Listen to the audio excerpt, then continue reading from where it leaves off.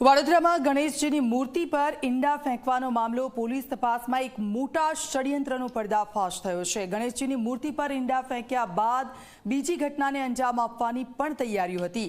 ગેંગના મનસૂબા જાણવા પોલીસે કોર્ટમાંથી રિમાન્ડ મેળવ્યા છે અને ગુનામાં પકડાયેલા 2 ભાઈઓ અને 3 દિવસના રિમાન્ડ પર છે। મુખ્ય આરોપી જુનેદ સિંધી હજી પણ ફરાર છે। તમામ આરોપીઓ માફિયા ગેંગના સોશિયલ મીડિયા ગ્રુપના સભ્યો છે અને કાવતરામાં સામેલ હતા। માફિયા ગેંગના એડમિન અને ગુનાના મુખ્ય સૂત્રધાર જુનેદ સિંધીને પકડવાનો હજી બાકી છે।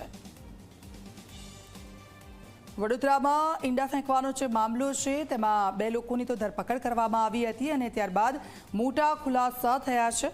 ગણેશજીની મૂર્તિ પર ઈંડા ફેંકવાનો જે મામલો છે રિમાન્ડ પર છે અને એક ગેંગનું જે નામ સામે આવ્યું છે। માફિયા ગેંગના સભ્યો હતા તમામ લોકો અને માફિયા ગેંગના એડમિન અને ગુનાના મુખ્ય સૂત્રધાર જુનેદ સિંધીને હજી પણ તે પકડથી દૂર છે અને પોલીસ આ કેસમાં તપાસ કરી રહી છે।